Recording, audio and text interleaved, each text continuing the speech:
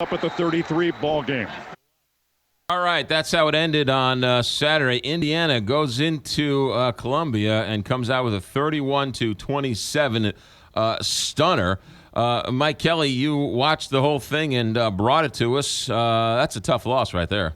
Well, it is, and it's a testimony to you have to be prepared to play each and every game. You have to be mentally focused, and you have to be sharp, and it underscores what Gary Pinkel has said for 14 years, is that Missouri's not good enough to overlook anyone. And at the same time, you have to credit Indiana. Indiana the week before was beaten at Bowling Green 45-42, and they spent a week of practice getting ready to play what was supposedly a ranked opponent, and Missouri ranked 18th. And they came in and they played very well. They executed and they got it done, and Missouri did not. And so, they lose for the first time. So now I think the other thing that Gary Pinkel said afterwards was the most important. How do you respond? And that's the challenge for Missouri this week, going to a very difficult environment at Williams-Brice Stadium in South Carolina and taking on the Gamecocks on Saturday night. That's a classic Pinkel sort of, regroup and let's charge ahead. But when we talked to you on Friday, you sort of alluded to the fact that Indiana's a real team. Well, they're better. Kevin Wilson's in his fourth year, and, this is a guy that spent a lot of time with Bob Stoops at Oklahoma, and he's a good coach. He's a very good offensive mind, and they attacked Missouri where Missouri has had problems, where they've been vulnerable, and that's against the run. Tevin Coleman, who rushed for more than 100 and I think he had 119 yards. I don't have the final stats in front of me, but he was a kid that was leading the country in terms of yards per game rushing the football, and he didn't play basically the entire second quarter and finished with about 120 yards. And so they ran the football very effectively. I think they attacked Missouri where Missouri was vulnerable on the edge without Marcus Golden playing in the game, and Missouri had far too many missed tackles to be successful. Yeah. What do you make anything over the Big Ten versus SEC matchup, and that this is a Big Ten win? Because it looks like the Big Ten's down this year. The Big Ten's awful, plain and simple. And this was a good win for Indiana and for a guy that's in his fourth year that's battling for his job. And there was an interesting story in the Indianapolis Star on Saturday morning about how Indiana, a program or a school traditionally known for basketball, could use Missouri as a barometer as trying to get the football program heading in the right direction. And what it did, it talked about being patient with the head coach and giving him a chance to build his program, much like Missouri did with Gary Pinkel. Yeah, you and I are sort of on the same page there.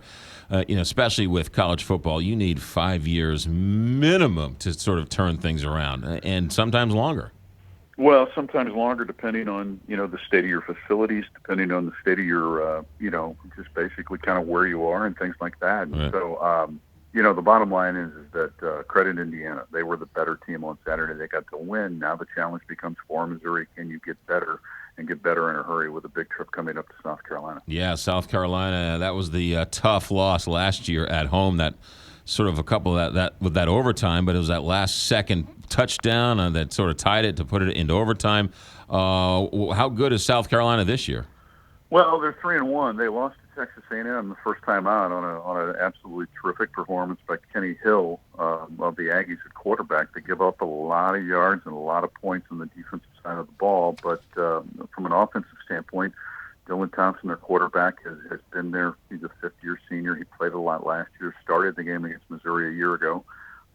He's got, guys that can make plays on the edge, and they've got a very good running back in Mike Davis. And so, and another one in Brandon Wilds, who's also very good. So it's a difficult matchup in a very difficult environment. One of the best game day environments in college football is in Columbia, South Carolina. So I'm looking forward to it Saturday night. You got South Carolina, then you have Georgia at home. Florida's kind of down, but then Vanderbilt's always interesting. So they're hitting their this is probably the toughest stretch for the Tigers. Well, you'll find out a lot over the next 4 weeks, right? Because after you go to Columbia, South Carolina on Saturday, you've got a bye week, and then you've got Georgia at home, and then it's off to Florida. So you'll find out a lot about Missouri coming up over the course of this next month. And again, Gary Pinkel's teams have traditionally gotten better as the season progresses. Yes, this is a step back.